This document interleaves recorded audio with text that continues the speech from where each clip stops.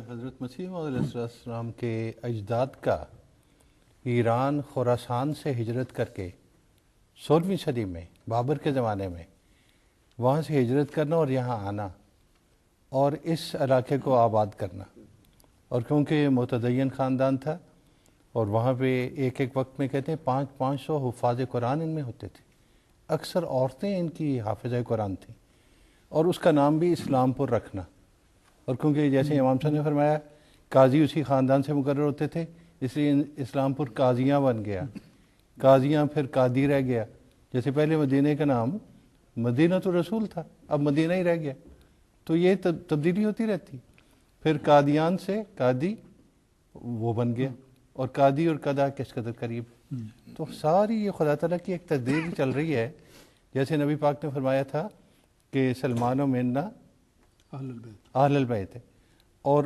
سلمان فارسی دیکھیں فارس سے خراسان سے یہ آ رہے ہیں اور یہاں آ کے آباد ہو رہے ہیں، اور وہ قضا والی پیشگوئی بھی ساتھ ہی ثابت ہو رہی ہے۔ اصل بات یہ ہے کہ جگہ کی تعین تو بڑی کثرت سے ہو چکی ہے، اس میں تو کوئی شک شبہ ہے ہی نہیں، وقت کی تعین ہوگی، سب کچھ ہو گیا۔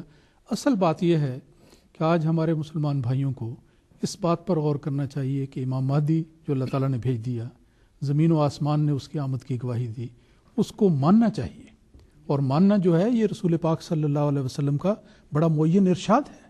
آپ نے فرمایا کہ وہ خلیفۃ اللہ المہدی ہوگا، اور فبایعوہ ہو فرمایا کہ اس کے پاس جاؤ، اگرچہ تمہیں برف کے اوپر سے ہو کر گزرنا پڑے، گلیشیئر کے اوپر سے جب بھی جانا پڑے تو اس کے پاس جانا، جا کر میرا سلام کہنا، اور پھر فائنلی فرمایا کہ فبایعوہ ہو، اس کے ہاتھ پر تم بیعت کرنا۔ بیعت کرنے کے بارے میں 2-3 باتیں ذکر کر دیتا ہوں۔ ایک جگہ رسول پاک صلی اللہ علیہ وسلم نے فرمایا کہ جو شخص خدا کے مقرر کردہ امام کو قبول کیے بغیر مر گیا، اس کی موت جاہلیت کی موت ہے۔ اب دیکھیں، اللہ نے ایک اگر امام مقرر کر دیا اور کوئی شخص مانے بغیر چلا جاتا ہے، فقد ماتا میتۃ الجاہلیہ، یہ الفاظ ہیں۔ پھر آپ نے فرمایا کہ جب تم اسے دیکھو تو اس کی ضرور بیعت کرنا، اس کا بھی میں نے ذکر کیا، خواہ تمہیں برف کے تودوں پر گھٹنوں کے بل بھی چل کر جانا پڑے، کیونکہ وہ خدا کا خلیفہ مہدی ہوگا۔ اور پھر فرمایا کہ جس نے امام مہدی کی اطاعت کی اس نے میری اطاعت کی، اور جس نے اس کی نافرمانی کی اس نے گویا میری نافرمانی کی۔ تو بڑا واضح ارشادات ہیں، یہ چیز ہے جس کی طرف آنا چاہیے۔ دلائل کے تو اللہ کے فضل سے ہم باہر لگ چکے ہیں، اب تو صرف قدم بڑھانے کی ضرورت ہے۔ جزاک اللہ۔ اب ایک اور آخری سوال اس پروگرام کا، بالکل ہمارا وقت اب تقریباً ختم ہوا چاہتا ہے پروگرام کا۔ ہمارے یہ ویور پوچھنا چاہتے ہیں کہ جب نبی کریم صلی اللہ علیہ وسلم نے فرمایا کہ ایک بہت خوبصورت عمارت بنے اور اس میں ایک آخری اینٹ کی کمی رہ جائے تو وہ اینٹ میں ہوں جو نبوت کی اس عمارت کو مکمل کرنے کے لیے آیا ہوں، اس حدیث کے بعد تو کیا صاحب شریعت اور کیا امتی کسی بھی نبی کی گنجائش نہیں رہتی؟ پھر مرزا صاحب کس طرح نبی ہونے کا دعویٰ کرتے ہیں؟ اس پہ اگر علمی رنگ میں ہم غور کریں تو اس حدیث کو بہت سے شارحین نے غریب اور کمزور حدیث، ضعیف حدیث قرار دیا ہوا ہے۔ مثلاً امام یحییٰ ہیں، امام ابو زرع ہیں، وہ کہتے ہیں یہ حدیث ضعیف ہے۔ عثمان الدارمی ہے، وہ کہتے ہیں کہ یہ حدیث جو اس قسم کی غلط روایات بکثرت پائی جاتی ہیں۔ نسائی نے جو سیاہ ستہ کی کتاب ہے وہ بھی اسے ضعیف قرار دیتے ہیں۔ اب اگر غور کریں، اس زیادہ علمی گفتگو میں نہ جائیں، سادہ لفظوں میں اس پہ غور کریں کہ وہ کسر، وہ محل خوبصورت، وہ تو مکمل ہو گیا، لیکن کون سا مسلمان فرقہ ہے سنیوں میں، شیعوں میں، وہابیوں میں، بریلویوں میں جو یہ نہیں مانتا کہ امام مہدی اور مسیح موعود نے آنا ہے؟ اگر کسر مکمل ہو گیا، محل مکمل ہو گیا، تو کہاں سے آئیں گے؟ جب آئیں گے تو پھر ایک اینٹ خالی ہو جائے گی۔ جماعت احمدیہ کا موقف اس کے بارے میں یہ ہے کہ ہم اسے اس طور پہ نہیں لیتے جیسے نعوذ باللہ دوسرے مسلمان لیتے ہیں۔ حضور نبی پاک صلی اللہ علیہ وسلم کا مقام اس محل میں ایک اینٹ کے برابر نہیں تھا۔ حضور نبی اکرم صلی اللہ علیہ وسلم کا مقام تو ایسا عظیم شان ہے کہ آپ فرماتے ہیں کہ جب ابھی آدم پیدا بھی نہیں ہوا تھا اور گارے اور مٹی کی حالت میں تھا، اس وقت بھی میں موجود تھا۔ مراد ہے خدا کے علم میں تھا کہ اس کائنات کا نقطہ منتہا حضور نبی پاک صلی اللہ علیہ وسلم۔ تو ان معنوں میں ہم یہ لیتے ہیں، اس کی تشریح یہ کرتے ہیں کہ شریعت کے اعتبار سے حضور نبی پاک صلی اللہ علیہ وسلم آخری کامل شریعت لے کے آئے۔ شریعت کے اعتبار سے اگر ہم کہیں کہ یہ محل ابھی مکمل ہونے والا تھا تو بات ٹھیک ہے، اور نبی پاک صلی اللہ علیہ وسلم نے آ کے اسے مکمل کر دیا، لیکن حضور نبی پاک صلی اللہ علیہ وسلم کے غلاموں میں سے اگر کوئی شخص آئے اور آپ کے ہی دین کی اشاعت کے لیے تبلیغ کا وہ دعویٰ کرنے والا ہو تو وہ اس کے خلاف نہیں جاتی بات۔ ہاں اگر ہم کسی اور سلسلے کے نبی کو، جیسے مسلمان مانتے ہیں کہ موسوی سلسلے کے ایک نبی عیسیٰ علیہ السلام کو وہ لے کے آئیں اور وہ پھر مسلمانوں کی اصلاح کریں، اس سے وہ ختم نبوت کی مہر ٹوٹتی ہے، اور یہ ہم بھی مسلمانوں کے ایمان اور ان کے اعتقاد کے خلاف ہے۔ دیکھنے والی یہ بات ہے اب کہ ہم کس طرح اس کو پرکھیں کہ فی الواقعہ حضرت مرزا صاحب جو ہیں وہ خدا تعالیٰ کے نبی تھے یا نہیں تھے۔ ایک واقعہ آپ کو سناؤں جو میں نے خود سنا ہے۔